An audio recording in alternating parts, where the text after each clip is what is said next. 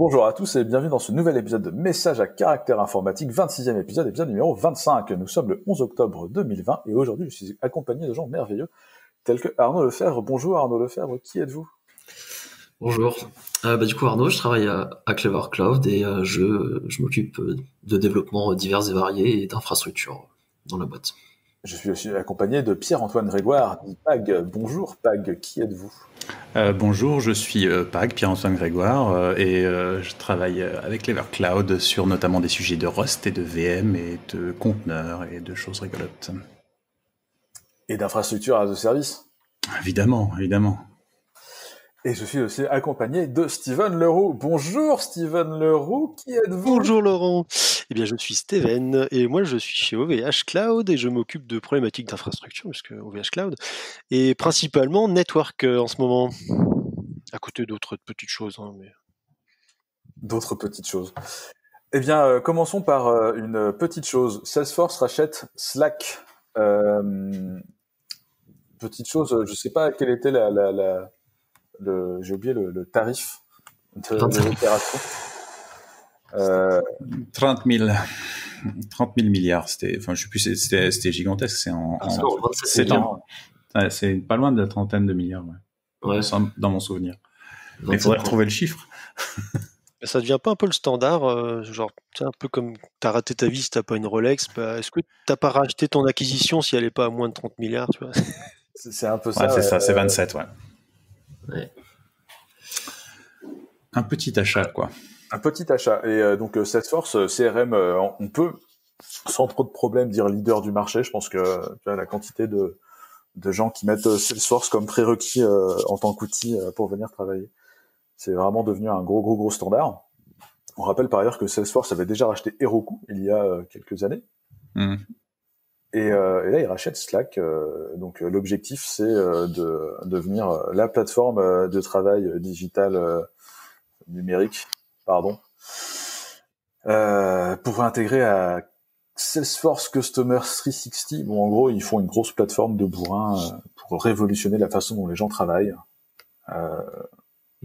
Wait and see. Je rappelle que Slack, à la base, était censé supprimer l'email. À part rajouter des canaux Slack à tout le monde, je sais pas trop ce que ça a fait. Avec des notifs mail. Ouais, c'est un peu gratuit. Nous verrons. Est-ce que vous avez un avis là-dessus ? Ou est-ce qu'on passe au lien suivant ? Sur supprimer l'email ou parce que ça Ouais. tous les 5 ans, t'as toujours un gars qui vient de dire dans 2 ans il n'y a plus d'email. Et ça ne marche pas. Force est de constater J'en utilise encore pas mal. En pratique, c'est devenu central à beaucoup de choses quand même. Hein. Ce mode, c'est assez singulier que ce mode IRC web qui finalement était quelque chose de très un peu nerdy en fait. Hein, le principe de l'IRC et des channels comme ça se soit autant répandu même en usage d'entreprise. Quoi. C'est assez marrant. C'est que c'est devenu simple d'utilisation, on va dire. Ça apporte quelque chose que tu trouves pas dans les autres outils, quoi.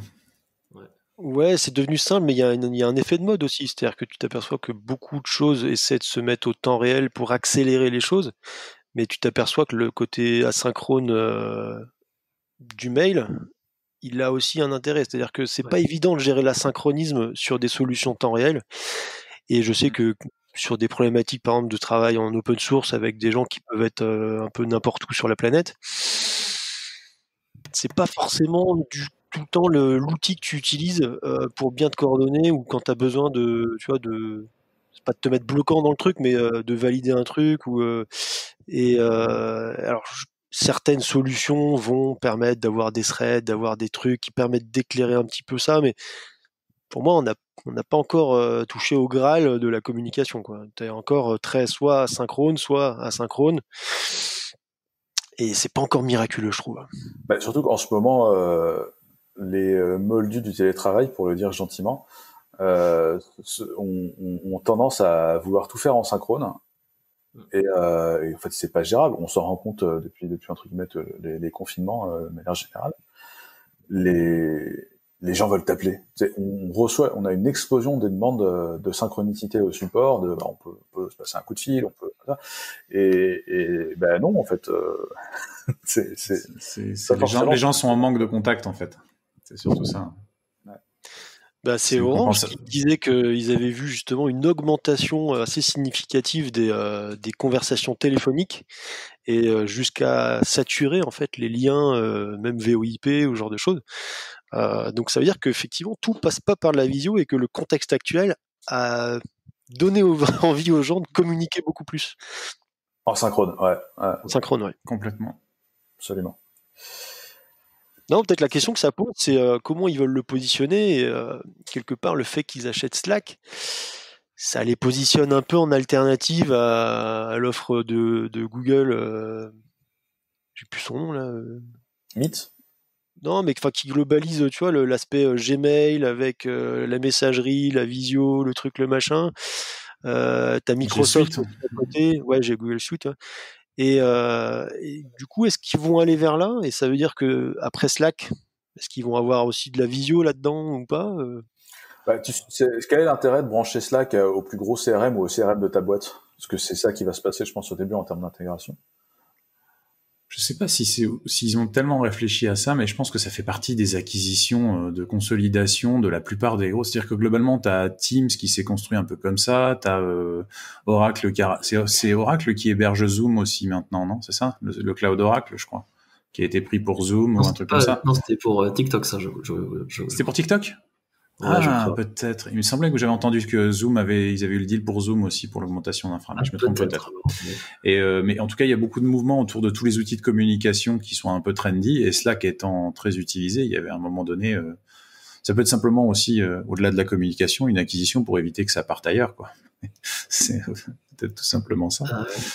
Mais après, c'est vrai que moi, du point de vue de l'usage qu'on en a dans des communautés tech, c'est intriguant de se dire comment ça va évoluer sous l'égide de Salesforce.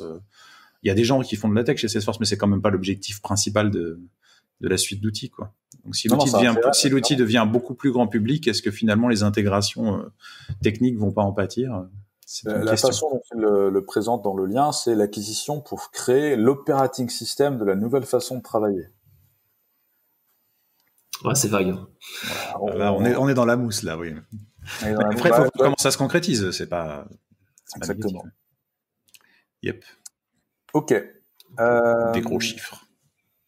Yes. On va passer au lien suivant et on va parler de Timnit Gebru qui a été ou a démissionné ou a été démissionné de Google, et c'est un peu les deux impressions que tu vois suivant quel article tu lis. T'as plein de gens qui t'expliquent que cette c'était une spécialiste en IA et en éthique chez Google.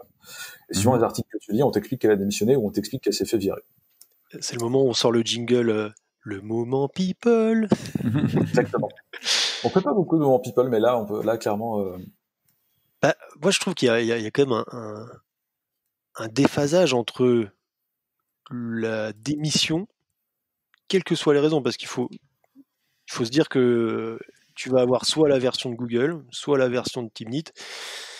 On ne sait pas ce qui s'est passé derrière, mais publiquement, même, je veux dire, Jeff Dean, dans sa communication, ce qu'il justifie, c'est de dire oui, mais la dernière publique, elle faisait, ça correspondait pas, machin, exactement à ce qu'on voulait. Mais je me dis, attends, mais est-ce que tu aboutis à une démission sur un problème d'alignement lié à une publication de quelqu'un qui est quand même un peu reconnu dans le domaine? Je trouve qu'il y a, alors soit on sait pas tout, soit il y a autre chose derrière.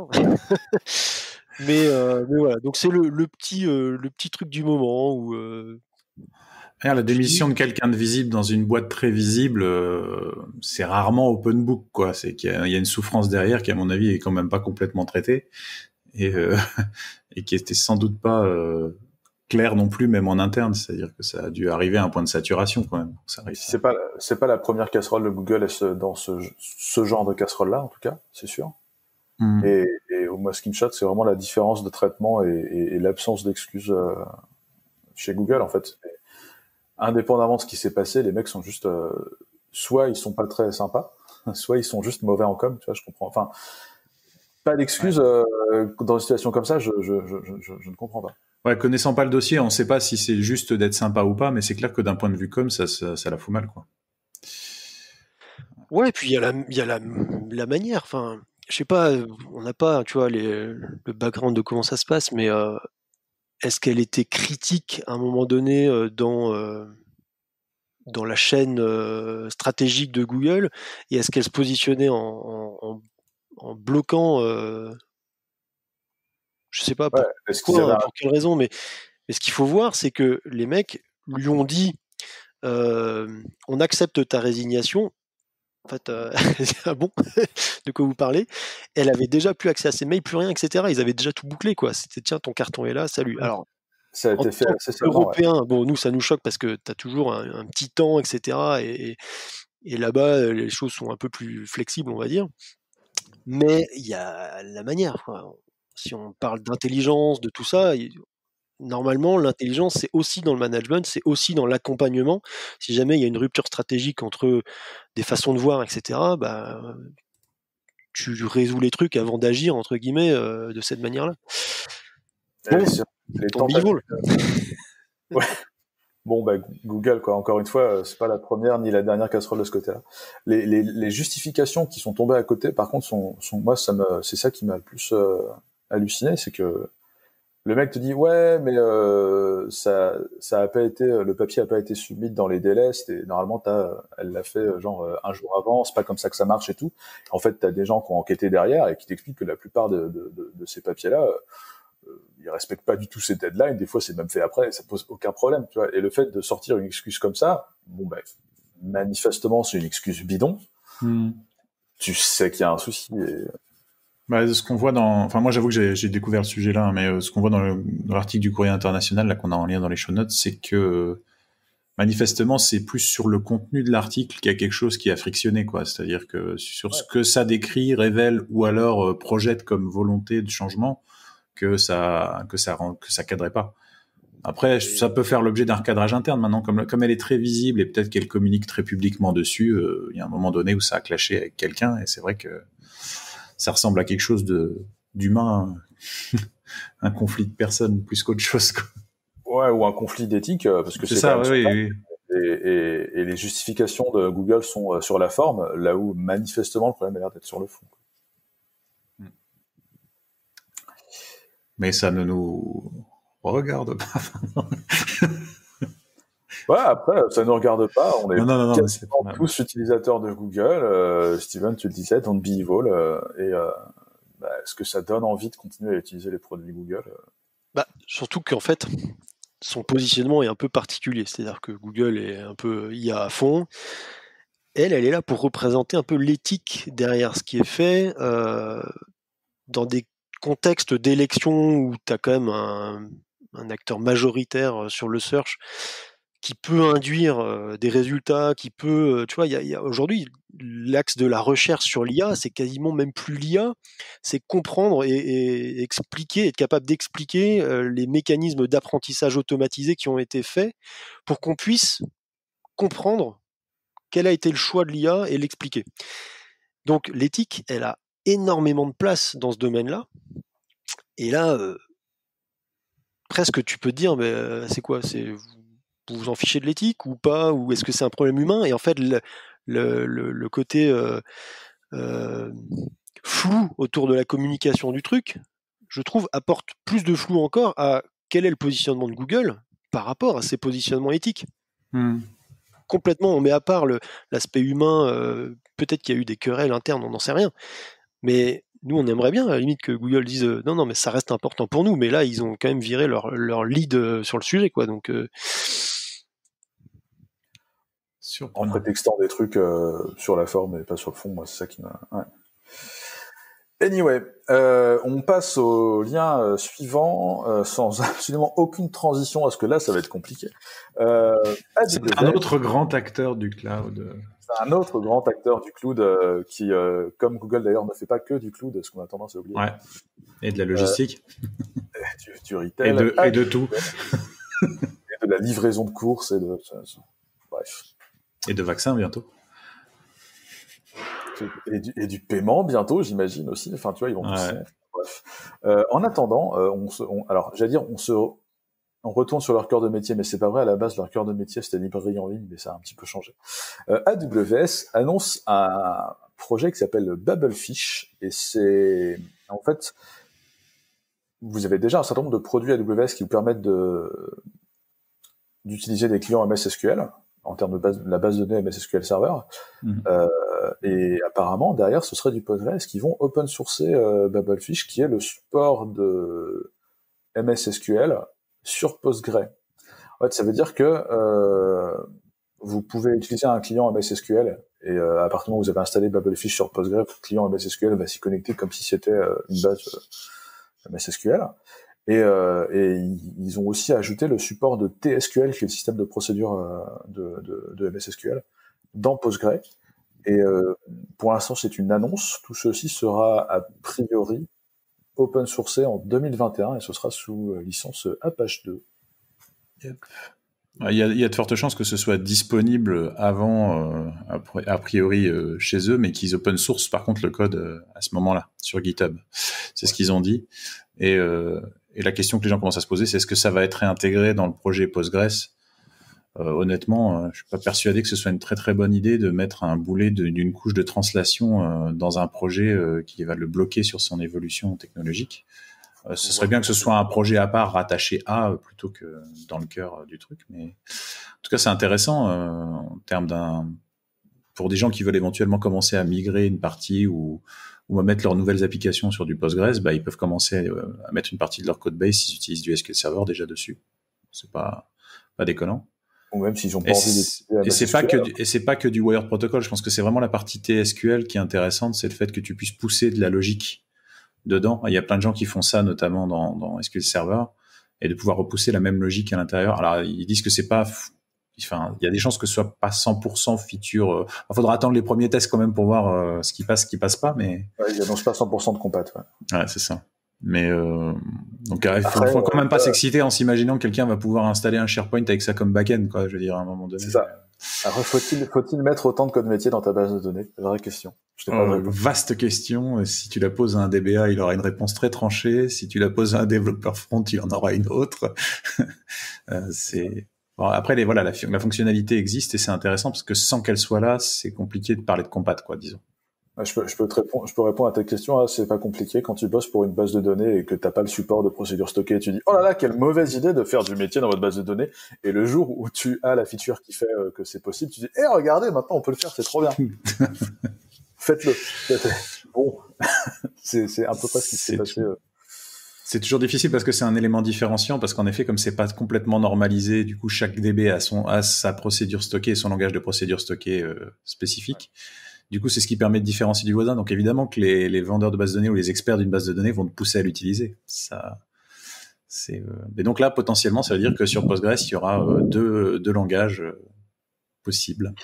Mais moi, je me demande, la réalité de la chose, c'est juste pour de la migration ou il y a de bien avoir un goal derrière, non? Genre. Payer des licences. C'est Amazon qui le fait. Amazon n'a pas spécialement envie d'acheter SQL Server, mais elle veut proposer une compatibilité pour SQL Server, ce qui est aussi notre cas en tant que cloud. On va pas se mentir, tu vois, et ce qui est probablement le cas d'OVH Cloud aussi. Et on parlera des autres produits d'OVH après qui permettent de wrapper les expériences utilisateurs, les SDK des gens pour proposer une solution derrière qui tourne sans avoir à supporter le coût de la licence en question. Tu vois. Nous, on va annoncer le support .NET bientôt. J'en profite pour dire qu'il est déjà en bêta, que vous pouvez déjà faire du .NET chez Clever. La plupart des samples que j'ai trouvés en .NET étaient sur MS SQL Server, et nous, on peut difficilement proposer du MS SQL à nos users sans qu'ils payent la licence eux-mêmes. Tu vois, c'est compliqué, sinon il faut faire des deals relous. En sachant que la plupart des acteurs, beaucoup d'acteurs de bases de données vont avoir leur propre cloud, en particulier Microsoft, dont c'est le métier. Donc tu vas te retrouver sur des situations de monopole un peu compliquées. Tu prends par exemple MongoDB Atlas avec leur nouvelle licence, c'est très compliqué de proposer une solution Mongo sans passer par Mongo.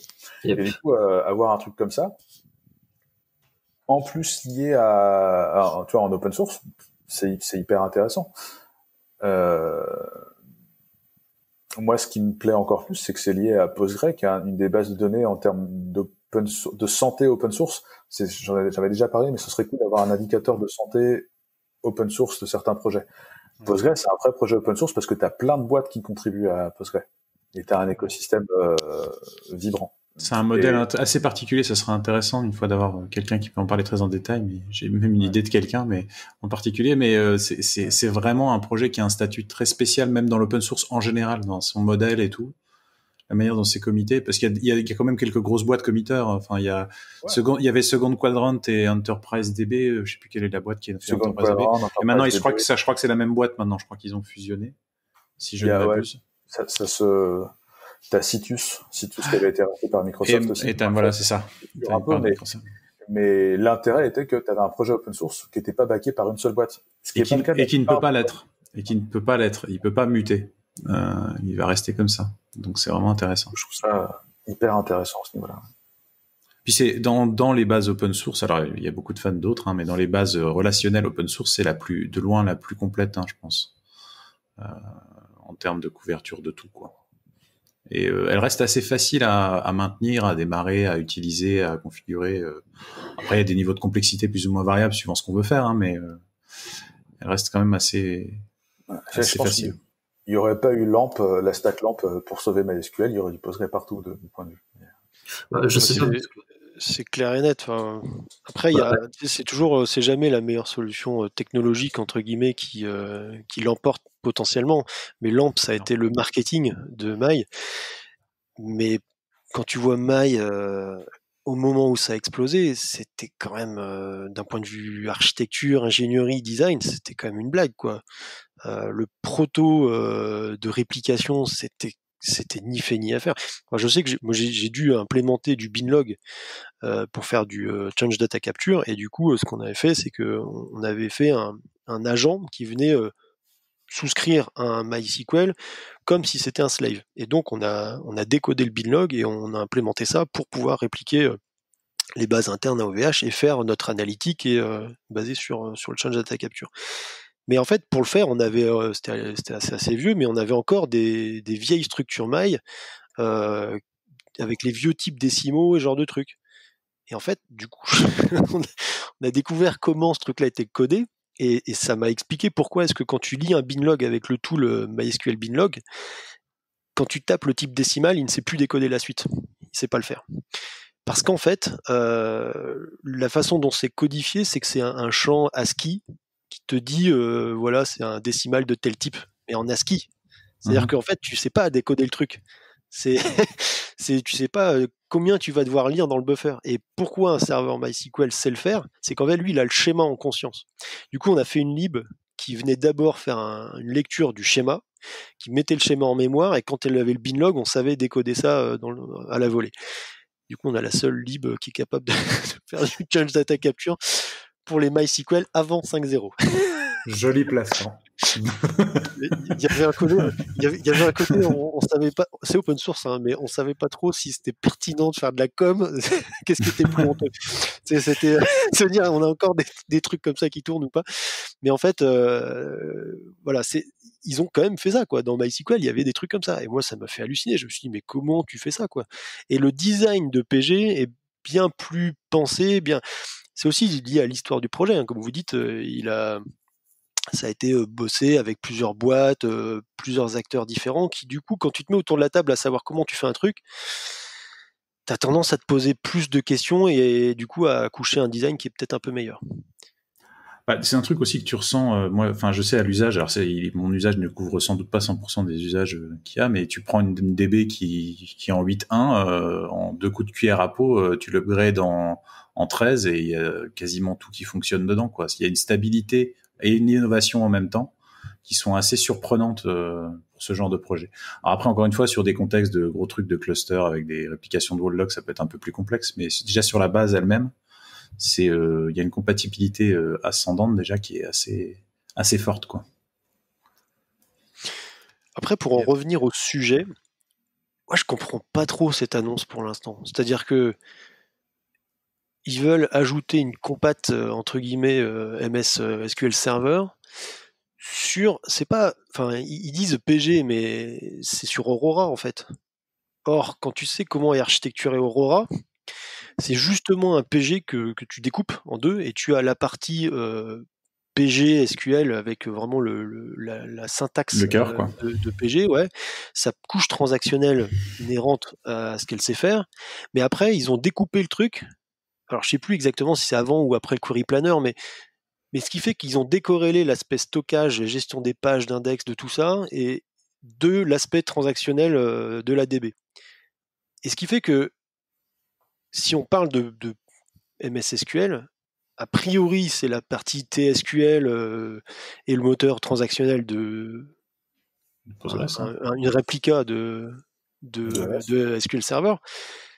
Mais du coup, la partie d'en dessous, c'est Aurora.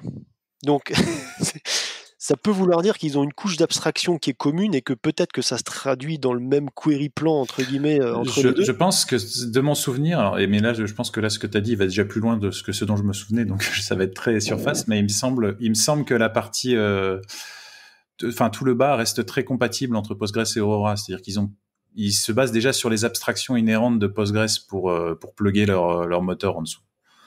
Donc, c'est ça, tu as une interface qui fait que tu dois pouvoir. Et d'ailleurs, c'est ce qu'ils disent en tout cas dans les annonces. Ils disent que en effet, quand ce sera open sourcé, et c'est déjà le cas maintenant, ce sera directement compatible avec Postgres Vanilla, quoi, sans l'être que avec Aurora. Donc ça, j'ai envie de dire que ça corrobore. Maintenant, peut-être que ils sont en train de travailler d'ici au délai qu'ils ont annoncé pour rendre le truc full compatible, parce que ils ont peut-être quelques raccourcis dedans, mais bon. Alors si on parle de l'impact, c'est intéressant de voir quand ça sort, quoi. L'impact que ça a, c'est que toutes les boîtes qui aujourd'hui ont du SQL Server, parce que pas le choix, parce qu'en fait souvent ta DB tu la choisis pas, hein, c'est ton application qui te l'impose. C'est pour ça que tu as du Oracle, hein, sinon si c'était un choix ça se saurait. Mais les boîtes qui ont du SQL Server en dépendance d'une application, bah ça remet complètement en question entre guillemets leur système de licensing et leur dépendance à Microsoft. Ce qui intéresse AWS là-dedans, c'est qu'une fois que tu as décloisonné ça, ça veut dire que l'application, tu la portes dans le cloud, puisque du coup, tu as pété cette dépendance et eux, ils ont résolu avec le besoin de ne pas avoir de payer Microsoft sur des licences. Surtout, ils peuvent les provisionner et les scaler sans avoir à payer une licence par instance qui tourne, quoi. Ouais, c'est ça. Et en plus, ils vont le faire avec les perfs d'Aurora, c'est-à-dire que Aurora, comme ils ont décloisonné entre guillemets la base de données avec un wall distribué en dessous, tu as des très très bonnes perfs dans Aurora. Là, ça veut dire que les applis dépendantes SQL Server vont prendre un gain de perf tout en étant cloudifiable. Je sais pas comment Microsoft prend l'annonce là, mais tu sens que c'est pour tailler les croupières à Microsoft, c'est évident. Clairement, très clairement. Et donc ça, c'est le moment où tu expliques ce que c'est qu'un wall distribué, Steven, pour nos auditeurs. Ce que c'est qu'un wall, tiens, allez. C'est simple. Alors un wall, c'est en fait là où tu vas. Le write-ahead log. Le write-ahead log. Toutes les transactions qui arrivent dans un système de fichiers, une base de données, etc., vont être consignées à un endroit avant d'être écrites sur vraiment ce qui permet de faire fonctionner la DB. Pourquoi est-ce qu'on vient les consigner ? C'est un log, c'est-à-dire qu'en fait, on vient dire voilà ce qu'on a pris, etc. L'objectif de ce wall, c'est qu'en cas de panne, de crash, de trucs, de machin, on peut relire ce fichier-là pour venir rattraper le point, entre guillemets, d'étape où on s'était dit, OK, on était là dans la réplication, relisons le wall jusqu'à tel machin, et du coup, ça participe du process de recovery d'une base de données quand on vient la remonter après un crash.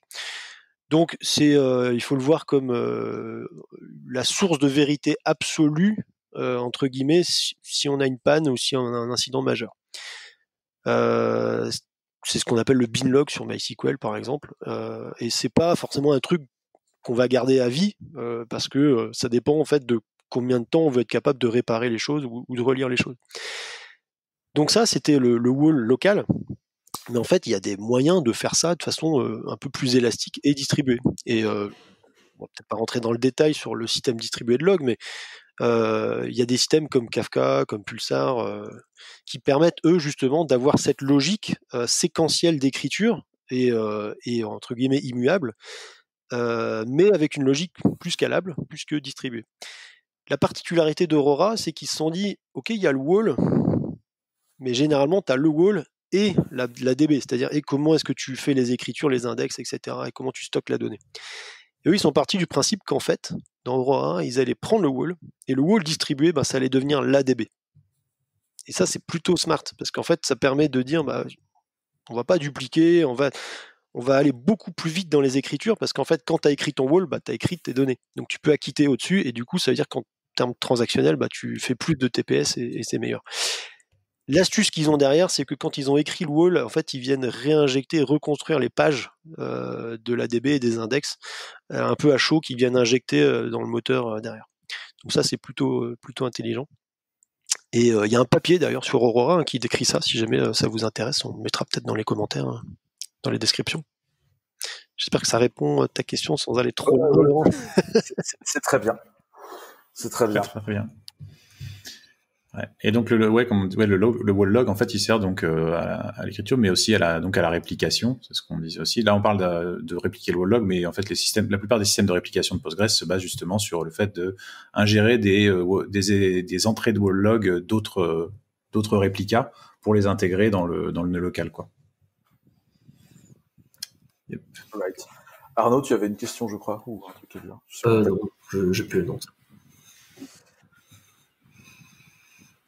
Écoutez, si vous n'avez plus rien à dire, on va en profiter pour switcher du wall Aurora au wall Pulsar, et pour parler de Pulsar, parce qu'apparemment, Steven, tu as des informations secrètes. Oh là là, tellement. Après le people, on arrive dans. Ouais, en fait, non, on va parler de Pulsar de manière un peu plus large, c'est-à-dire que Pulsar, si vous aviez suivi, c'était la techno qui avait été entre guillemets, je sais plus si Twitter était dans la boucle aussi. Il me semble que Twitter, en fait, il y a eu Twitter et Yahoo qui à un moment donné se sont dit tiens, on fait un peu la même chose là. Il y avait Distributed Log côté Twitter, il y avait Bookkeeper et je crois que c'était peut-être Pulsar. Enfin, à un moment ils se sont parlé puis ils se sont dit on fait un peu la même chose, on le ferait pas ensemble. Et ça a amené Pulsar. Et depuis, en fait, c'est un soft qui a un engouement assez incroyable, notamment en Asie où tous les gros Alibaba, Tencent, qui ont des volumes de dingue en transactions, etc., en fait, l'utilisent pour leur système de messaging. Ça a été racheté. Il y a une boîte qui était une startup dont qui était faite par les committeurs sur le projet et qui s'appelait Streamlio. Et ça a été racheté par Splunk il y a quelques mois. Et depuis, on voit en fait des intégrations natives Pulsar dans beaucoup de soft. Donc l'écosystème est vraiment grandissant, que ce soit Debezium, que ce soit Kafka Connect, je sais pas trop. Mais donc là, aujourd'hui, Pulsar vient d'être intégré dans un outil qui s'appelle Vector.dev. Peut-être que vous allez juste en parler un peu après, parce que je crois qu'on a parlé la semaine dernière. On vous en avez parlé. Avec Canard, qui travaille beaucoup sur Vector. C'est le message à caractère informatique de retard que j'ai. Zut. Mais alors, du coup, dans ce qui est croustillant, qu'est-ce qui est croustillant? C'est que, en fait, il y a une certaine boîte sur la place, je veux pas dire qui, qui fait de l'implémentation NoSQL basée sur DynamoDB.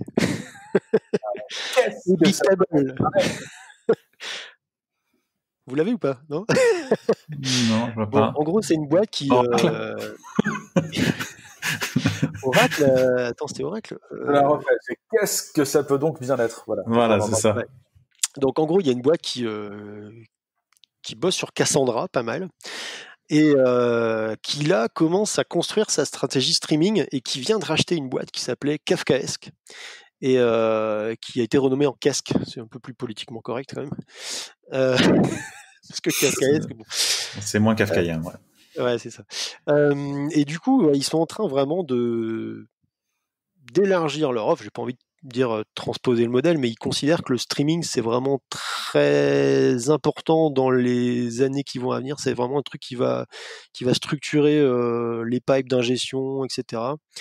Ce qui, quelque part, s'entend et se comprend. C'est-à-dire qu'on a accéléré les stratégies côté base de données, avec des bases de données plus adaptées à ce qu'on voulait faire en fonction des besoins.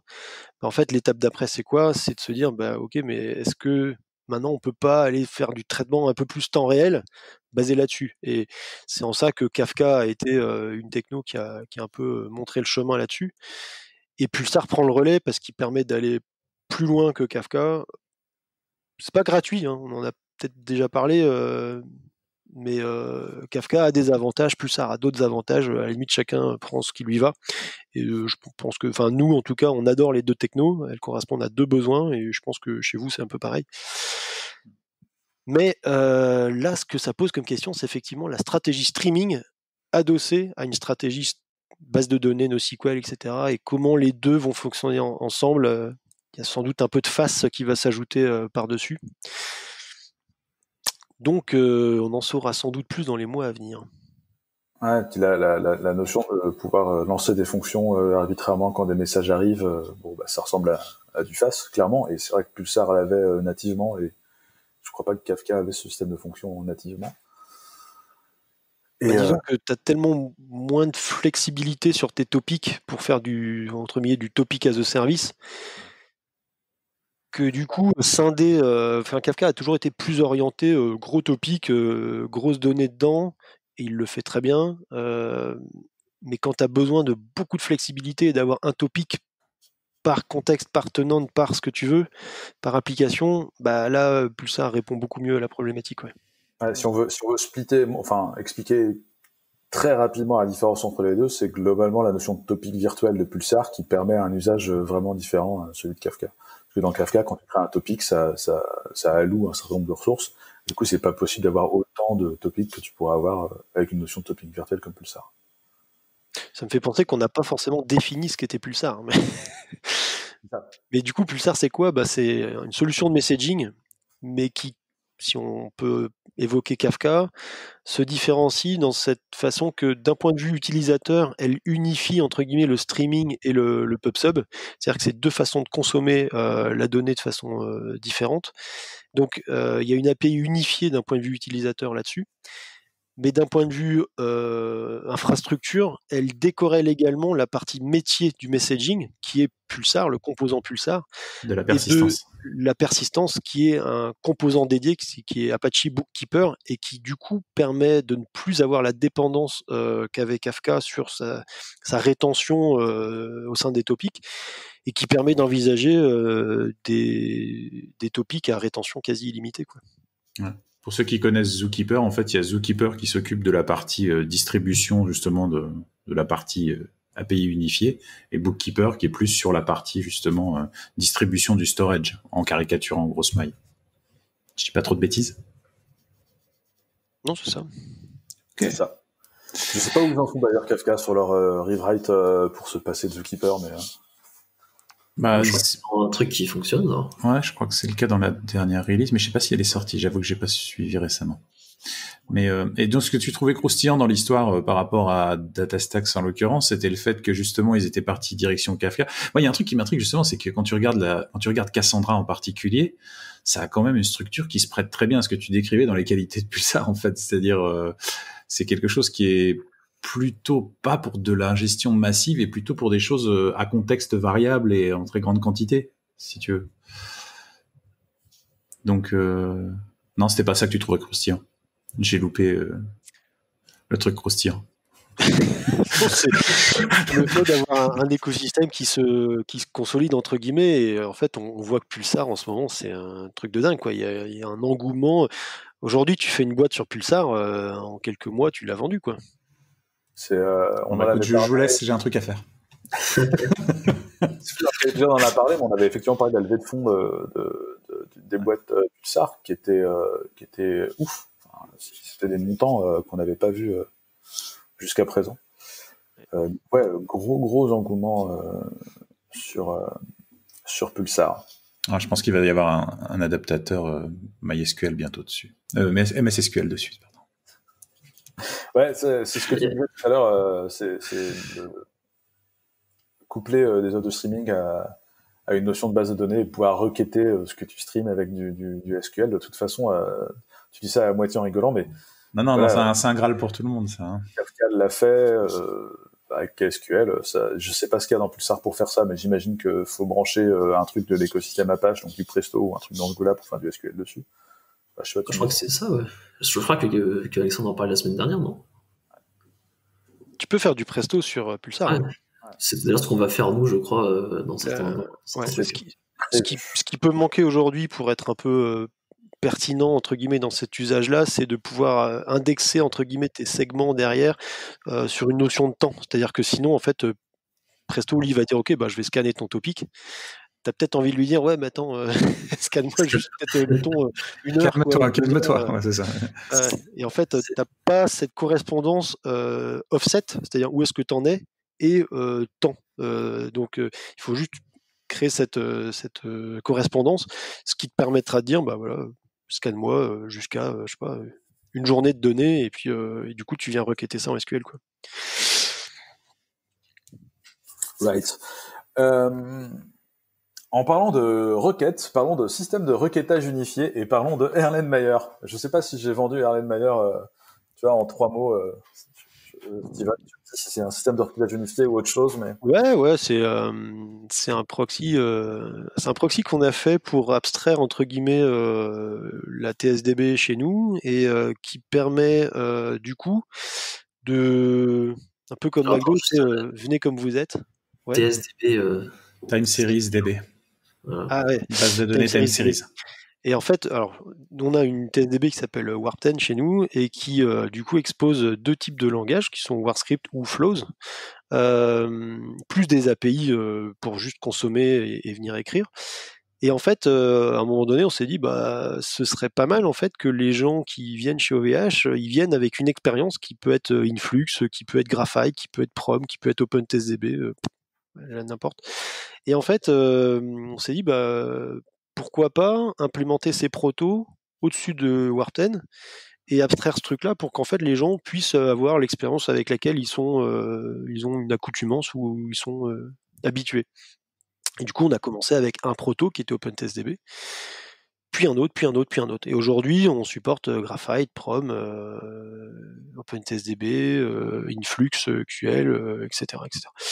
Et en fait, là, on a avec Aurélien Hébert, on s'est prêté au jeu de PromLabs. PromLabs, c'est un outil qui permet de vérifier la compatibilité d'une implémentation Prometheus.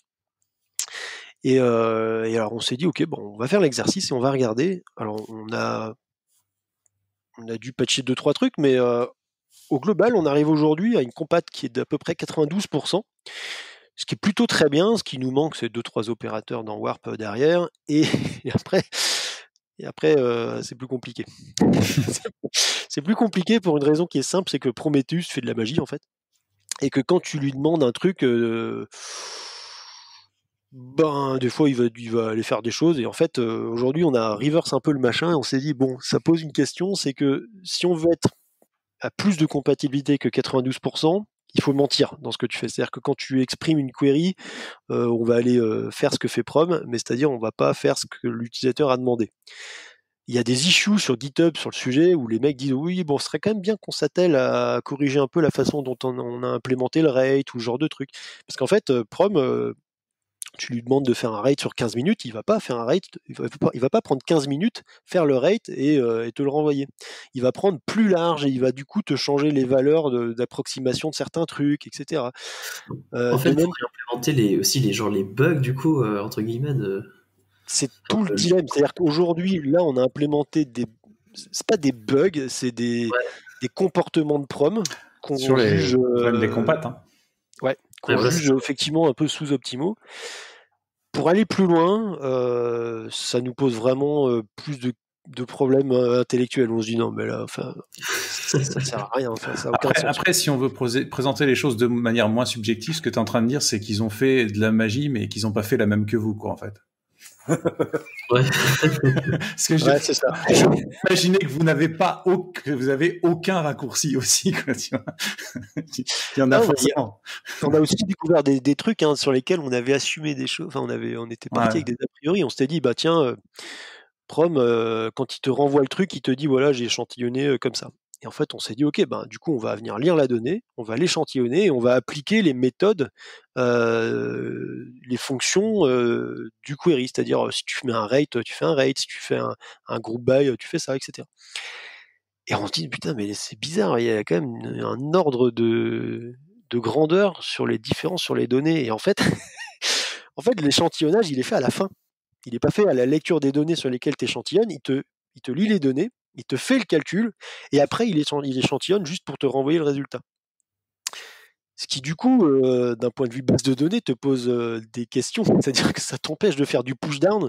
Si tu fais la base de données de time series parfaite, qui permettrait de dire, tiens, je viens lire mes données, voire même mes métadonnées, parce que si ce que tu cherches à faire, c'est un min, un max ou un count d'un bucket, si tu as ça dans ta métadonnée, tu n'as même pas besoin de scanner tes données et de le faire. C'est-à-dire que tu peux directement voir l'index de ton chunk et tu prends le truc. Tu es capable déjà, dans ton query planner, d'avoir quasiment la réponse à ton agrégation.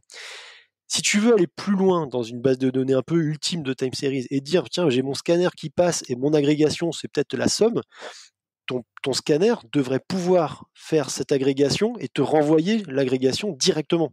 C'est ce qu'on appelle du push-down, c'est-à-dire que tu viens prendre une opération et tu l'envoies au plus bas de là où est la donnée pour faire des trucs et tu agrèges ça plus haut. Et en fait, le query planner... Ouais. En fait, c'est le planner qui le fait, oui. Ça t'empêche de le faire, quoi. Et en fait, on a découvert ça, et du coup, on a corrigé 2-3 trucs, on a 92%, donc on trouve que c'est plutôt bien. Donc si jamais vous utilisez Warp10 chez vous, prendre Erlenmeyer, ça vous permet d'avoir une expérience prom à 92%, mais aussi OpenTSDB, Influx, etc. En fait, cool. Vous avez corrigé prom upstream pour les 8% restants. Et pour ceux qui nous écoutent et qui ne connaissent pas, Prom, c'est Prometheus pour les acronymes. Ouais, c'est très compliqué. Moi, je sais que ça fait un paquet de temps que je suis un peu dans le domaine de la time series et je suis déjà allé bouffer avec les mecs, je suis déjà discuté avec eux. Je leur ai dit, les gars, vous êtes en train de faire une spec sur qui s'appelle OpenMetrics. Pour OpenMetrics, il y a un moment donné, les gars ont dit non, mais on met pas de points dans le truc. Je dis, pourquoi tu mets pas de points dans ta métrique? C'est du TF8, à un moment donné, tu fais ce que tu veux, tu vois. Non, parce qu'en fait, comme ça différencie de Graphite. C'est-à-dire que tu te souviens, un Graphite avec le modèle un peu en arbre, qui n'avait pas de label, donc les labels étaient mis dans le nommage et ça crée une sorte de modèle hiérarchique, mais à plat. En fait, pour forcer les gens à, entre guillemets, sortir de ce modèle-là, ils se sont dit, on interdit les points, comme ça, les gens vont faire ça différemment de Graphite. Je suis d'accord, mais aujourd'hui, Graphite est mort, tu vois, donc... quand tu fais une spec, est-ce que tu fais une spec basée sur du dogme que tu as dans Prometheus? Et les mecs, ils sont là, oui, on revient pas là-dessus, parce qu'en plus, ils veulent que la spec calque le modèle Prometheus pour essayer de convertir tous les usages de Prometheus comme un truc IETF derrière. Bon, c'est pas le seul, hein. T'as les doubles côtes dans le machin, enfin, t'as plein de défauts en fait dans Prometheus, et les mecs remettent rien en question. Donc c'est assez fou. C'est plus des défauts, c'est des features. C'est ça. All right. Nous allons passer au lien suivant, sans transition. Et nous allons parler de Teams, que nous n'utilisons pas pour nous parler, et que peut-être nous ne conseillons pas d'utiliser. En général, c'est un peu comme SQL Server. T'as pas toujours c'est pas un choix qu'on t'offre. Et puis là, en l'occurrence, comme tous les logiciels de communication, c'est surtout en fonction de tes interlocuteurs et est-ce que oui ou non tu peux leur imposer ton moyen de communication à toi.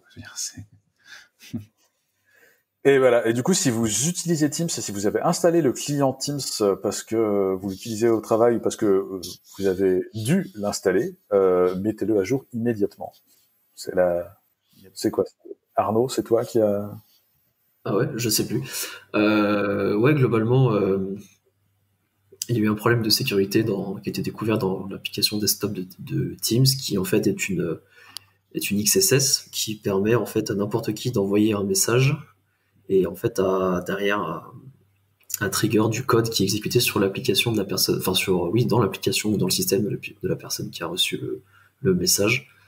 Donc c'est une remote code execution, donc c'est assez grave. Et pour ajouter à ça, apparemment, c'est d'après le personne qui a trouvé ça, c'est aussi warmable, c'est-à-dire que tu peux à la suite envoyer un message à toutes les personnes que tu as dans tes contacts, par exemple, donc dans un channel Slack tiers, etc. Et comme, pas Slack, pardon, Teams. Et comme Steam, là aussi, tu peux joindre plusieurs organisations Teams entre elles. Tu peux vraiment émettre en fait un payload à travers tous les utilisateurs qui se. Pour ainsi dire, viral, ouais. Ouais, c'est ça. Et donc, c'est 0 clic, c'est ça qu'il faut noter, c'est qu'il suffit que le message pop, il n'y a pas besoin de cliquer dessus, quoi. C'est ça le truc qui du coup me générait une grosse urgence. Alors faut noter que les updates sont pour tous les gens qui sont en mode installation avec upgrade automatique, l'update il date quand même, hein. Il a 1 mois et demi. Bon, l'exploit existait déjà. Mais en revanche, si vous avez fait une install à la mano, qu'il n'y a pas d'upgrade automatique, ou volontairement vous les avez bloqués parce que vous n'avez pas envie qu'il y ait de data qui envoie machin, mettez quand même à jour ou désinstallez-le si vous l'utilisez pas, parce que une ouverture peut vous exposer. Ouais, là c'est assez grave. Mais enfin voilà, après d'autres outils ont déjà eu ce genre de bug aussi, on va pas se mentir. C'est un peu le problème de toute façon des applications, on va dire. Dans ce genre de desktop qu'on a accès à peu près à tout, qui sont pas. Ouais, puis pour le coup, il faut dire qu'il y a surtout là où c'est particulièrement intéressant et visible, c'est que ça a eu le vent en poupe et ça a été adopté par énormément de gens qui bossaient beaucoup avec des outils Microsoft en interne et se retrouvaient à bosser dehors et ils sont allés vers ça comme une espèce d'extension naturelle. Et donc il y a eu une massification des usages de Teams assez importante quand même dans les 6 derniers mois. Donc, t'as le contexte Covid, plus je pense aussi quelque part les côtés commercial de Microsoft, qui est le même qui n'est pas nouveau. En fait. C'est quand tu as déjà un pied dans la boîte, tu as déjà le commercial qui est déjà connu, c'est plus facile d'aller vendre des choses. C'est ça. En tout cas, voilà, mettez à jour. Nous, on n'utilise pas.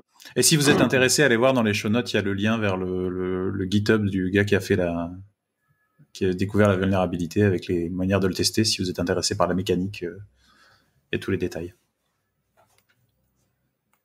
Right. On reste dans les failles de sécu avec une nouvelle faille de sécu dans OpenSSL, Arnaud. Ouais, alors je saurais pas trop l'expliquer globalement, hein, mais ce qui se passe, c'est que si jamais un attaquant a priori sait crafter le message qu'il faut à peu près et contrôle aussi, je crois, le certificat qui est utilisé pour établir la connexion TLS, il sera capable de déclencher un null pointer des references, globalement essayer d'utiliser une adresse mémoire qui n'existe pas, et ça fera crasher en fait le process qui utilise la librairie OpenSSL. Donc c'est généralement problématique dans tout ce qui est reverse proxy, ce genre de choses, où il peut y avoir du déni de service à cause de ça, puisque le service sera crashé, quoi. Voilà. Donc il faut globalement mettre à jour OpenSSL. La particularité, c'est que les branches OpenSSL 1.0.2 et je sais plus l'autre, c'était la 1.0, je crois, ne sont plus maintenues. Donc il n'y a que la branche 1.1.1 qui est mise à jour. Donc vous êtes obligé ce serait bien de mettre à jour OpenSSL en 1.1.1, quoi. Voilà. Pour ça et pour beaucoup d'autres choses. Ouais, il y a plein de raisons, forcément. Mais...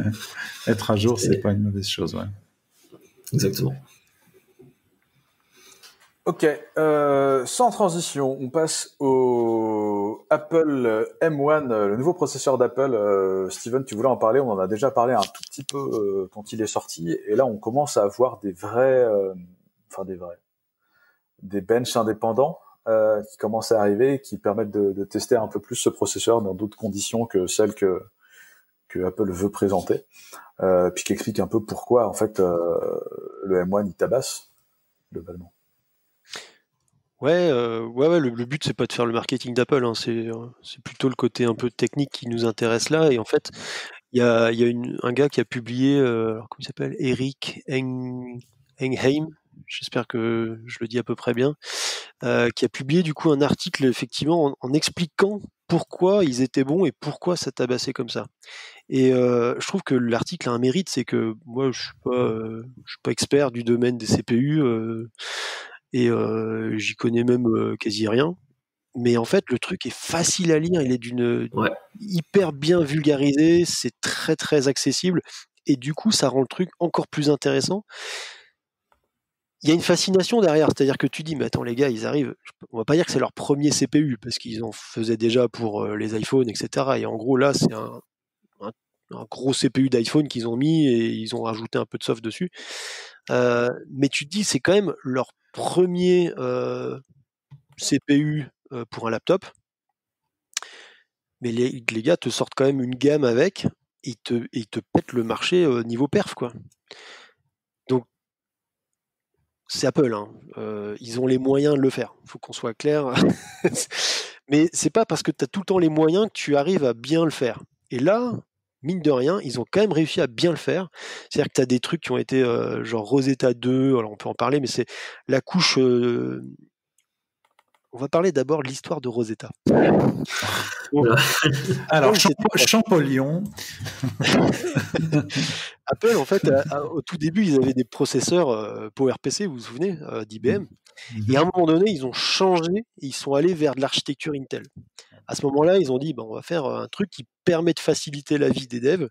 La pierre de Rosette. C'est ça, et du coup, pour avoir une sorte de correspondance et de traduction par rapport à l'architecture processeur qui était en dessous.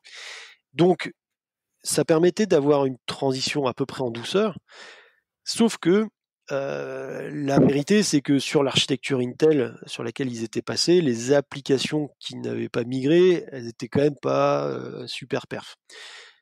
Et là, ils ont repris ce concept-là. Alors, c'est pas du tout le même Rosetta, hein. Ils ont repris le nom, ils ont mis un 2, mais c'est quand même un truc qui n'a rien à voir. Sur lesquels ils ont essayé de contourner entre guillemets les problématiques d'adressage de mémoire, de choses comme ça, qui sont inhérentes à l'architecture CPU qu'il y a derrière.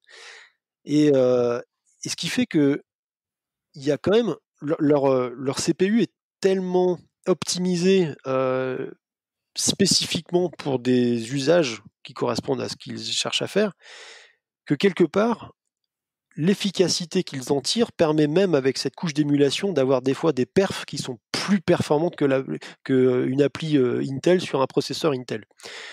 C'est pas le cas de toutes les applis, mais c'est quand même le cas de certaines applis. Et ce qui quand même te dit waouh, quoi. Enfin, ils arrivent à faire une transition à peu près en douceur. Alors il y a sans doute des choses qui doivent bloquer, etc. Mais écoute, je trouve que les choses ont l'air de s'aligner quand même relativement vite, hein, parce que ça fait quelques semaines et il y a beaucoup de softs qui ont la compat. Alors je sais pas dans quelle mesure ils avaient fourni les kits et tout aux boîtes très longtemps avant. Ouais. Mais en tout cas, c'est même d'un point de vue release et tout ça, c'est vachement bien géré parce que ça vient assez vite. Il y a plein de trucs où les gens disent c'est bloquant. Et machin, puis en fait finalement quelques semaines après tu vois le soft qui sort, finalement tu te dis finalement je vais peut-être y aller. Non, puis ça reste une de leurs forces de traction aussi, c'est-à-dire que tu regardes les suites Adobe ou ce genre de trucs, c'est jamais arrivé en natif sur Linux. Tu vois, les mecs n'ont jamais fait l'effort. Et là tu as une nouvelle archi qui arrive, bam, le truc est déjà dispo.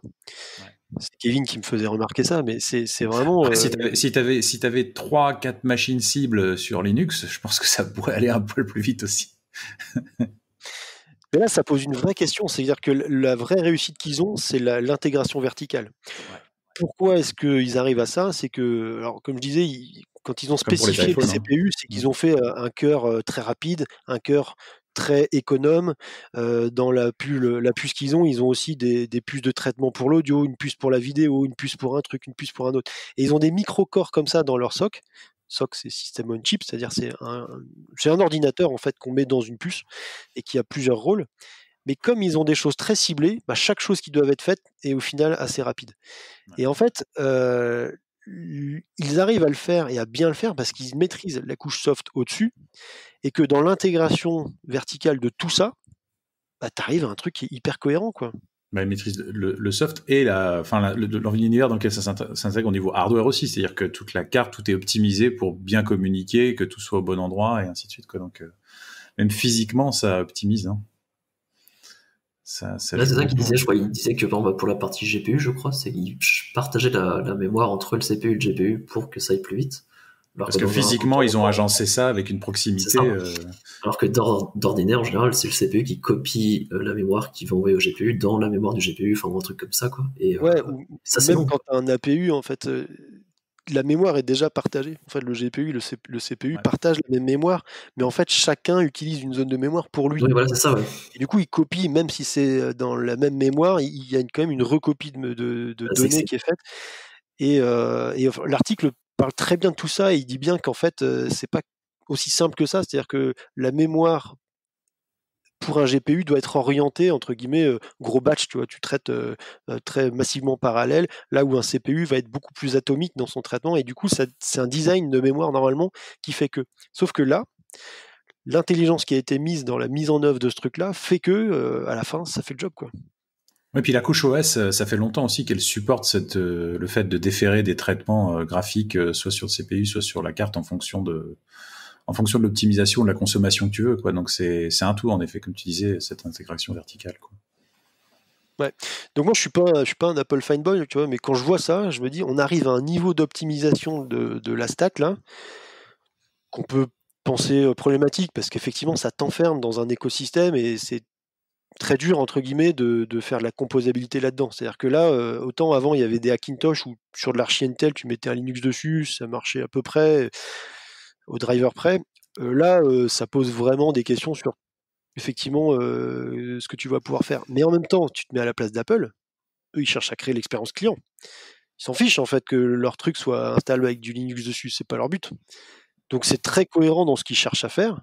La question que ça pose, c'est est-ce qu'on va réussir à avoir la même chose chez la concurrence ? C'est-à-dire, est-ce qu'on va avoir des CPU ARM, etc. Mais est-ce qu'un Linux dessus va réussir à en tirer autant parti, ou est-ce que même Windows va réussir à le faire ? Ça, c'est beaucoup moins sûr. Il faut recompiler son kernel. Voilà.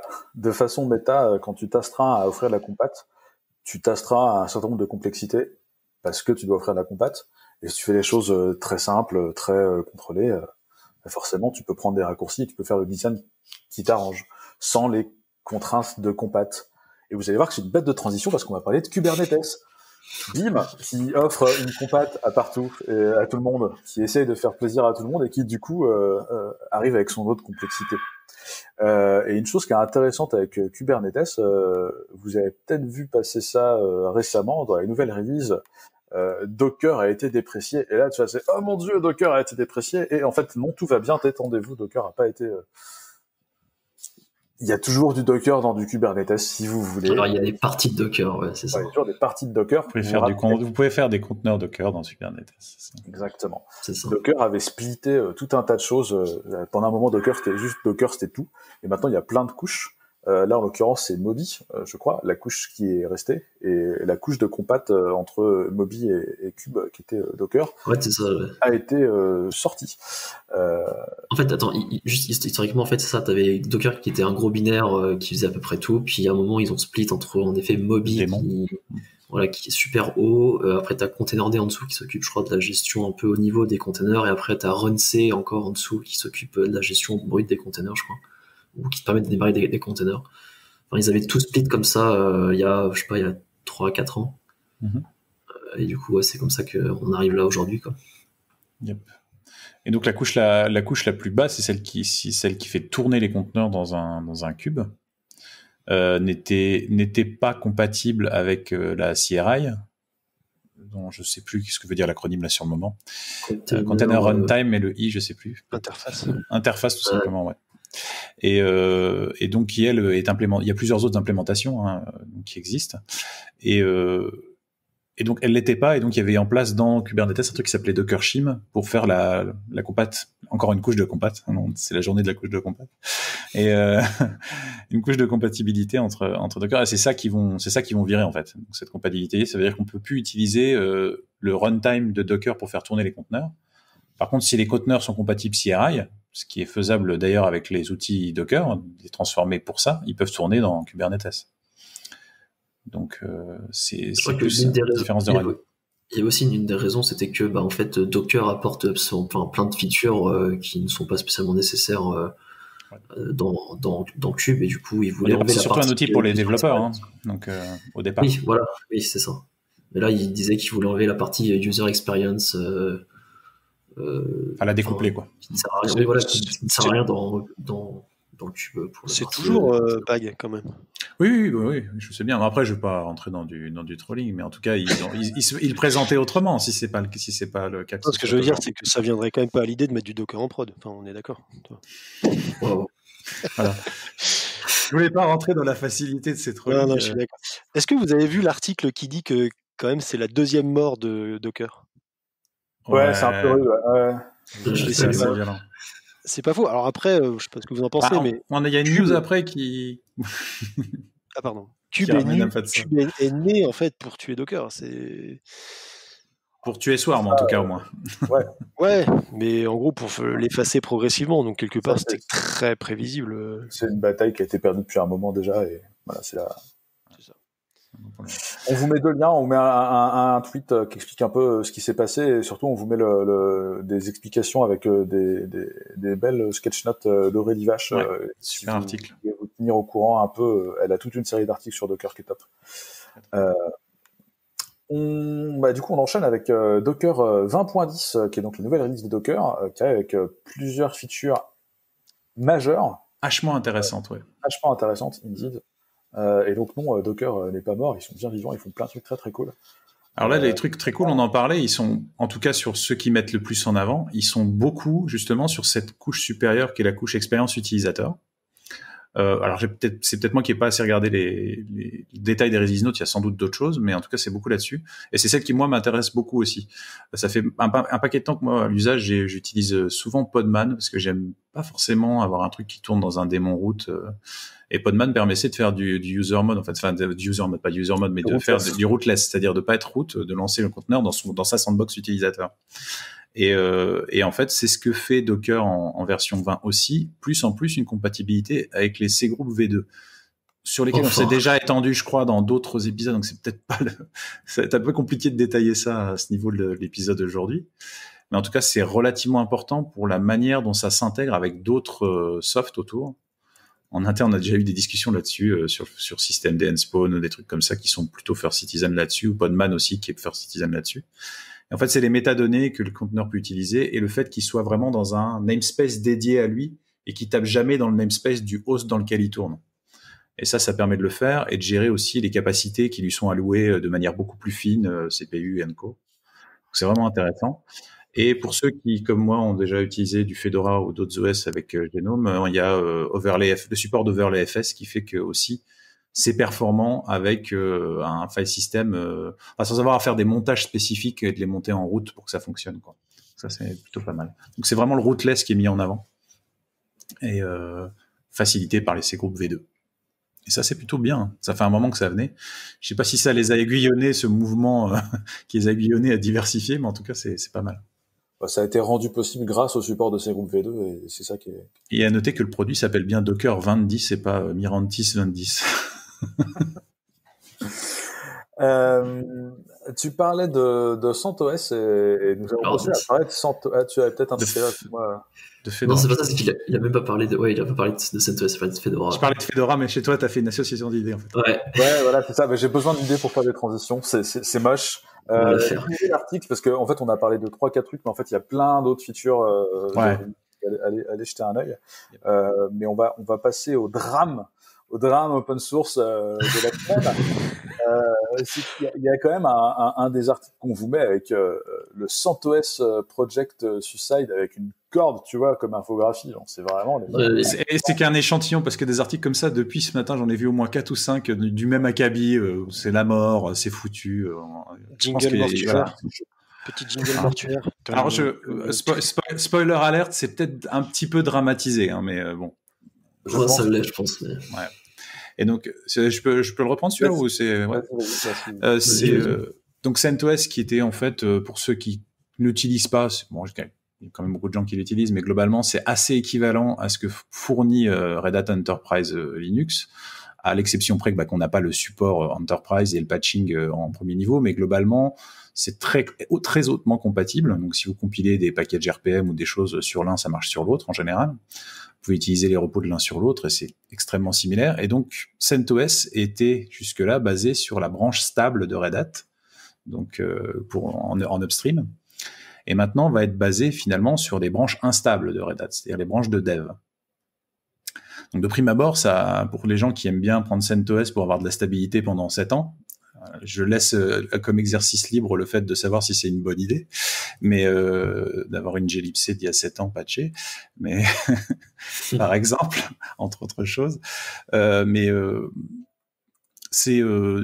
peut créer un vent de panique entre guillemets, mais en pratique, ça reste intéressant parce que finalement, il fallait toujours attendre avant d'avoir des nouvelles features dans CentOS, après que Red Hat les ait eu, un certain délai probatoire et tout ça. Là, en fait, ça les aura avant que Red Hat les ait. Et finalement, le cycle, quand on regarde, il va pas être non plus de fou. Le vrai changement, il va être plutôt sur le cycle de vie, qui est que maintenant, donc là pour CentOS 8, ça va pas trop changer, je pense.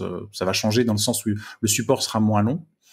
Mais en revanche, ce qui va se passer, c'est quand il va y avoir CentOS 9, ils vont arrêter de contribuer sur CentOS Stream 8. Donc c'est ça le vrai changement qui sera pas maintenant, mais après. Et c'est que quand CentOS 9 commencera, c'est-à-dire que quand ils commenceront à vraiment développer sur la branche Red Hat 9 et à la publier, CentOS 9 sera la branche de dev, et donc CentOS 8 ne recevra plus de patching sur le papier. Il faudra voir comment ça s'affine, hein. Ils auront peut-être des... Enfin, il faut le rappeler, mais en fait, CentOS, une de ses promesses, c'était d'avoir un support de 10 ans de chaque branche majeure du système. Donc là, par exemple, CentOS 7 c'est sorti en 2014, donc ça s'arrête en 2024. CentOS 8 est sorti en 2019 et c'était censé s'arrêter en 2029. Mais non. Et avec ce changement, qui donc va forcer le passage à CentOS 8 Stream, ça s'arrête en 2021. Donc 8 ans de... Voilà. Mais moi, je trouve que c'est quand même un drame, hein, parce qu'en fait, c'est ok, on est d'accord que c'est pas bien d'avoir un OS vieux, etc. Mais t'as énormément de boîtes qui étaient sur CentOS. Pourquoi ? C'était le côté rassurant de Red Hat, mais post-release, c'est-à-dire que tu as une release, si jamais tu as besoin d'un contrat de support, tu peux quand même, en gros, tu changes ton repos, tu arrives, c'est une Red Hat, quoi. C'était même une des stratégies quand tu avais des éditeurs qui venaient dans les boîtes ou qui disent nous on fournit le support que Red Hat, hop, tu changeais le label, tu mettais Red Hat et ok, on fait le job. Aujourd'hui, ces boîtes-là qui ont toute leur parc CentOS pour une vision stable des choses et une vision post-Red Hat rassurante, c'est-à-dire mode DSI, je veux pas payer, mais quand même c'est un peu rassurant. Aujourd'hui, celle-là, je trouve qu'elle se retrouve dans une situation un peu délicate. C'est-à-dire que CentOS Stream, c'est pas ce qu'elles vont chercher à avoir.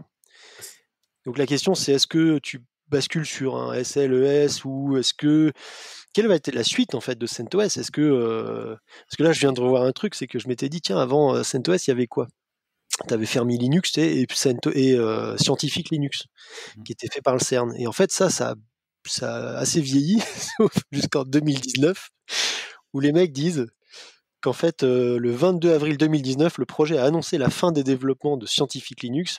Il n'y aura pas de version 8, mais désormais une collaboration à CentOS. Ah oui, ouais.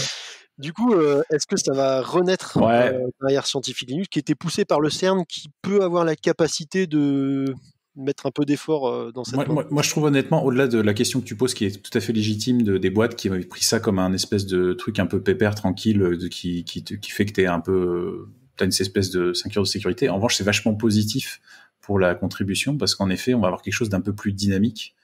Parce que là, on avait quelque chose qui est globalement récupéré le boilerplate des patchings, qui arrivait sur une release qui avait 8 ans, quoi. C'est-à-dire que t'avais péniblement un petit patch de la page 2.4 de temps en temps, t'avais quelques trucs dans les software collection de Red Hat, puis sinon tu tapais dans Apple, et Apple, par contre, pour le coup, c'est mis à jour tout le temps. Tu vois, c'est pas un truc stable à proprement parler.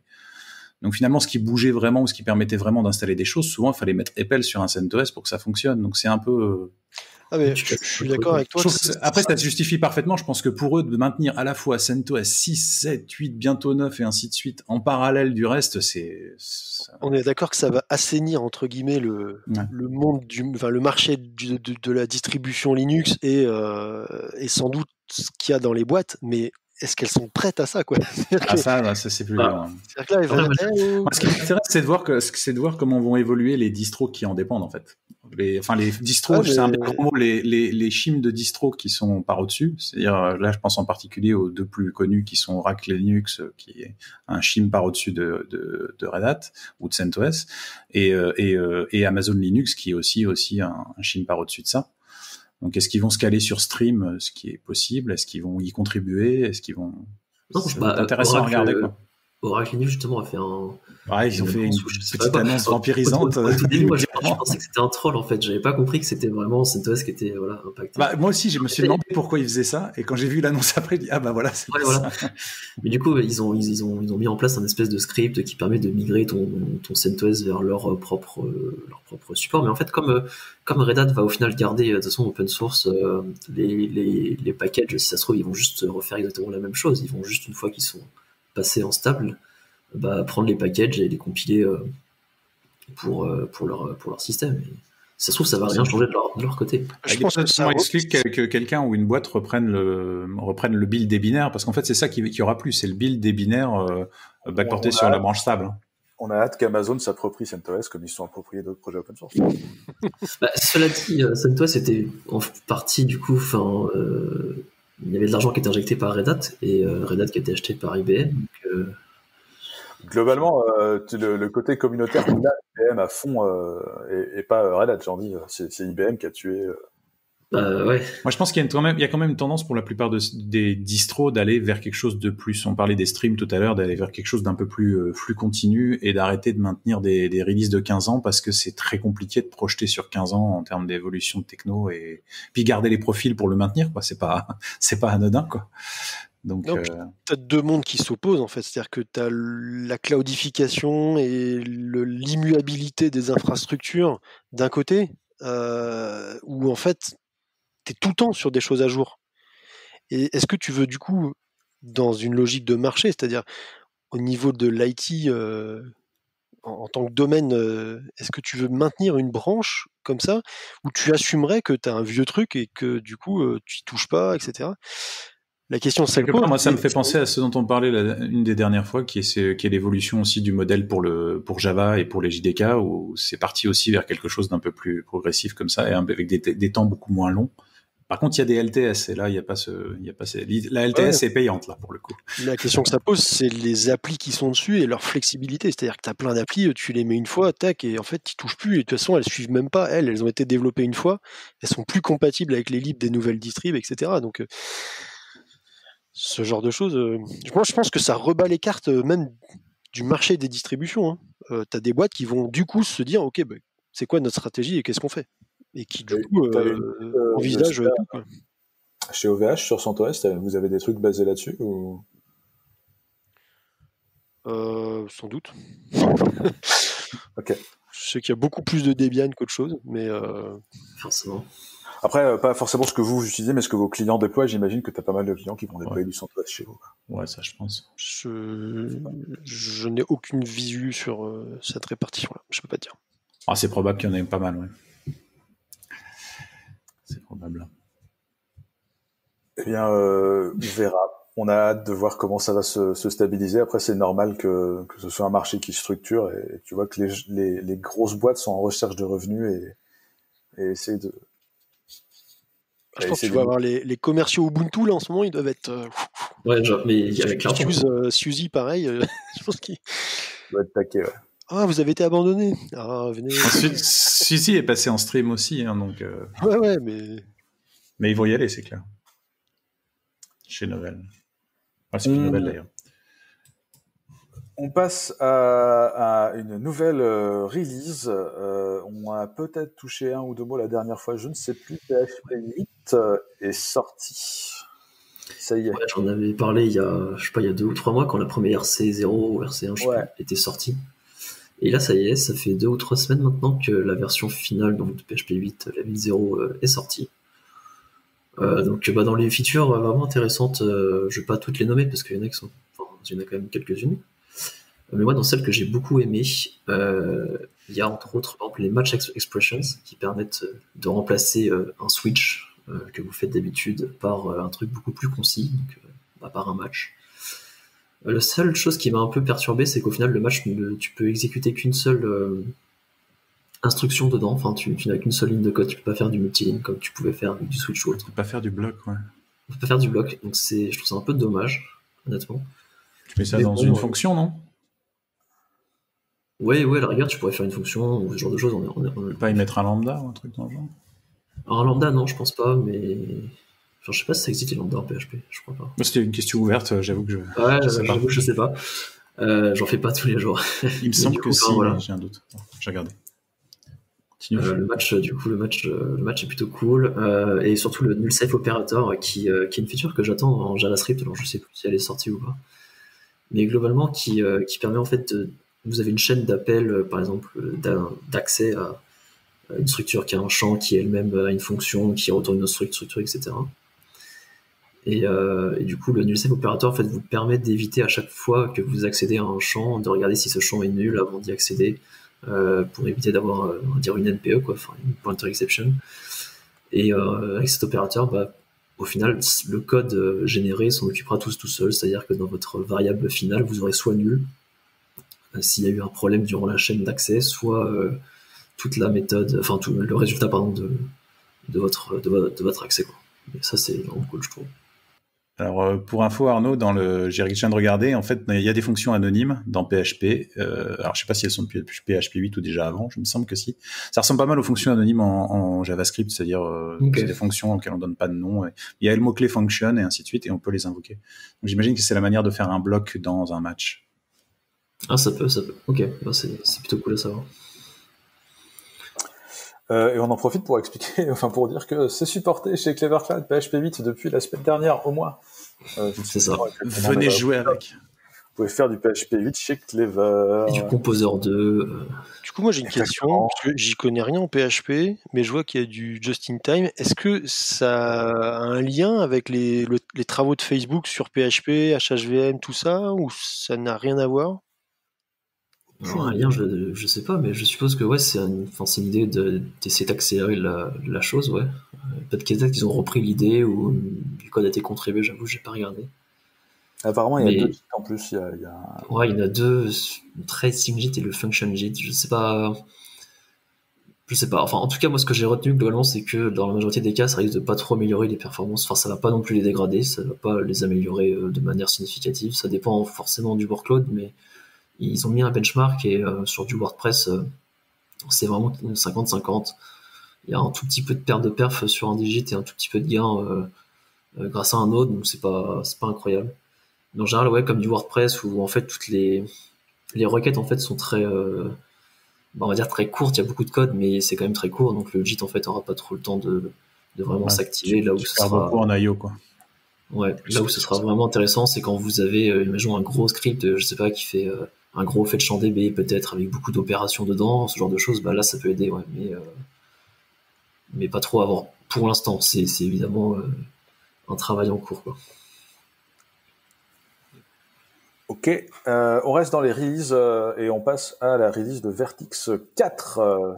Ouais, alors Vertex 4, on a mis un lien vers l'annonce dans les show notes, qui est relativement, qui est plutôt très compatible avec le 3, et donc j'ai quelques infos. Je remercie. Qu'est-ce que Vertex Ouais, c'est vrai que c'est une bonne question. Moi, j'y connais rien. Vertex, si tu veux, au départ, ça se voulait comme une sorte de similaire, quelque chose de similaire à Node.js, qui est polyglotte sur la JVM. D'accord. Donc, en fait, tu peux coder dans plusieurs langages et tu as quelque chose qui est basé sur une event loop. Là, c'était vraiment le départ, la toute première version de Vertex. Depuis, c'est quelque chose c'est une plateforme intéressante pour faire des API réactives. Donc, c'est vraiment un framework complet pour faire une appli de bout en bout. Et donc, c'est assez intéressant. Ça se place au même niveau qu'un, comment s'appelle-t-il, qu'un Graal, que ce qui est sur GraalVM. Zut. Le projet là qui bouge beaucoup en ce moment, notamment que Quarkus, ouais. C'est un peu, tu peux placer. Ça se place en alternative et ça peut être utilisé dans Quarkus aussi, et me semble-t-il, je suis pas sûr. Complètement. En fait, il y a plein de trucs Quarkus qui sont basés sur Vertex. Ouais. Et donc il y a plein de choses intéressantes dedans, notamment des drivers optimisés, c'est-à-dire que des drivers optimisés haute performance pour faire du SQL sur PG, sur MySQL et DB2, mais basé sur du réactif, quoi. Pas sur du pooling avec des objets en session, des trucs comme ça. En fait, si tu veux opposer Vertex à quelque chose, tu peux l'opposer à Ratpack. J'avais beaucoup parlé de Ratpack il y a très longtemps. Enfin, tu vois, c'est des stacks de programmation réactive. Yep. Ratpack avait clairement une orientation web, là où Vertex est beaucoup plus général. Et donc, dans ce que j'ai demandé quand même à Julien Viette, qui viendra peut-être nous faire un coucou dans un prochain épisode, de ce qui était le plus marquant, on va dire, dans cette release, et c'est le passage au futur. en masse par rapport au callback. C'est-à-dire que ça devient vraiment le mode principal et puis des callbacks, même si c'était déjà disponible en partie dans Vertex 3. Et donc c'est basé sur RxJava et il y a une API basée sur RxJava 2 qui permet d'avoir des choses un peu plus modernes. Et il y a un support d'open tracing et Xiptin pour les gens qui font du FAS basé sur Vertex qui est naturel entre guillemets. Et sinon, globalement, il y a une très bonne compatibilité avec les versions précédentes. Donc, globalement, tous les exemples, si vous prenez Vertex in Action, vous allez dans Vertex 4, ça marche très bien. Donc, c'est à adopter rapidement si vous faites du Vertex ou si vous voulez le tester. Commencez par la 4 direct. Et ça, tous les bouquins vous aideront dans ce sens. Et il y a aussi un nouveau client qui est basé sur Redis et qui Dixit Julien Poutre Letus. Et Julien, c'est un développeur de Vertex. C'est un des principaux et un gros contributeur open source de Red Hat devant l'éternel. Letus, c'est un des clients tradis dans le monde Spring, dans le monde Java pour se connecter à Redis. Et apparemment, il se fait démonter, c'est cool. Idem pour les clients SQL. Moi, je sais que j'avais essayé R2DBC, qui était les clients réactifs côté écosystème Spring, et donc côté Vertex, tu as aussi des clients réactifs pour des bases de données qui ne sont pas forcément réactifs, type PG, My, DB2, etc. Yep. Exactement. DB2, quoi. T'as mis DB2 dans les show notes. Moi, j'ai mis sur ce point-là, j'ai mis précisément ce que m'a dit Julien. Je pense que c'est quand même Red Hat IBM. Donc, ouais, c'est ça, Red Hat et DB2 quelque part. Je sais pas, quelqu'un utilise Vertex ici? Alors moi, j'avais pas mal bricolé à un moment donné dessus sur la 2. J'avoue que j'avais pas regardé la 3, mais là, du coup, le support de futur, ça a l'air alléchant. Donc, jetez un coup d'œil. Bah, moi, je connaissais pas, donc non. C'est l'occasion de découvrir. Ouais, clairement. C'est vrai que nous, sur la stack JVM, on a plus tendance à faire tout en Scala, en direct. Non, mais après, en fait, en termes d'hébergement, ce qui peut héberger une JVM peut héberger du Vertex. Donc, tout à fait. Donc il y en a sans doute quelque part.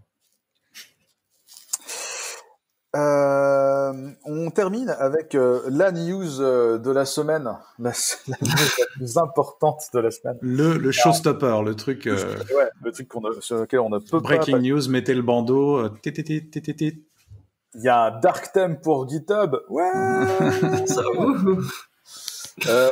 on rappelle aux gens qui comprennent pas forcément pourquoi les dark themes c'est cool, que des fois quand t'es d'astreinte, quand tu te réveilles la nuit, tu te fais laminer les yeux, et quand il y a un dark theme, moins. C'est ça. Ouais, ou même, tu sais, quand il fait nuit à partir de 17h30, 18h. Ouais, en hiver, ouais. Dès que tu dois bosser après, si tu dois bosser après 16h30 ou que tu te lèves un peu avant 9h, globalement, ça fait du bien. C'est quand même bien plaisir, ouais. C'est ça, c'est moins agressif pour les yeux. Donc, c'est dans les settings de votre compte. On mettra le lien direct. On rappelle qu'il y a un dark theme dans la nouvelle doc qui n'est pas encore complètement terminé, mais que vous pouvez essayer dans la nouvelle doc. Doc Clever Cloud. Hein. Absolument. Et du coup, blague à part, vous pensez quoi de la lisibilité des dark themes? Moi, je m'en sers quand c'est là, je m'en sers globalement. Pareil, ouais, la même.